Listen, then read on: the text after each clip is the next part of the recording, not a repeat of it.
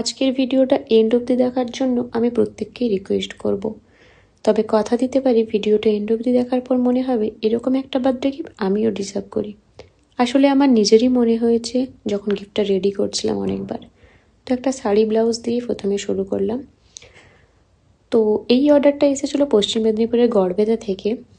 আর যে অর্ডারটা করেছেন যিনি, গড়বেতার আকাশ সরকারকে সবাই চেনেন। এই কথাটা বলার একটাই কারণ হলো ও প্রফেশনালি ফটোগ্রাফার। যারা চেনেন না চাইলে ওর প্রোফাইল সার্চ করতে পারেন, ভীষণ ভালো কাজ করে। তো আপনারা চাইলে আপনাদের কোনো দরকার হলে কন্ট্যাক্ট করতে পারেন। তো যাই হোক, এবার এখানে দেখতেই পাচ্ছেন আমি কি কি দিয়েছি। তো ও আমাকে গিফটটা, ওকে আমি ডেলিভারি দিয়েছি 11 জানুয়ারি। ও আমাকে তার 3 দিন আগে ফোন করে বলে যে এরকম একটা বানিয়ে দিতে হবে।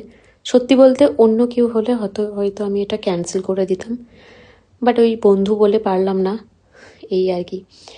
আর এই গিফটটা আমার সব থেকে বেশি ভালো লেগেছে। এই ধরনের বক্স আমি অনেক বানিয়েছি, অনেক গিফট আমি রেডি করেছি, বাট আমার বানানো সব গিফটের মধ্যে এই ছিল প্যাকেজটা কাস্টমাইজ বক্সের মধ্যে। এটা হলো আমার কাছে সব থেকে বেস্ট, কারণ এটা ও আমার ওপর ছেড়ে দিয়েছিল, সেই জন্য আমি আমার মন মতো করে সাজাতে পেরেছি।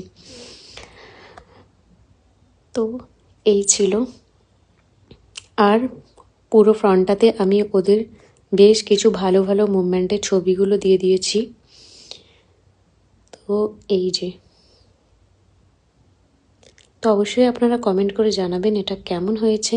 আমি নিজে কাজটা করে ভীষণভাবে স্যাটিসফাইড, আর ওরও ভীষণ ভালো লেগেছে। ও যখন রিসিভ করতে আসে ও তখনই আমাকে রিভিউটা মানে রিয়েলি দিয়ে দিয়েছে।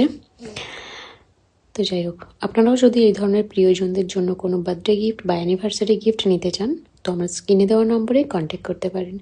চলুন টাটা, দেখা হচ্ছে নেক্সট কোনো ভিডিওতে।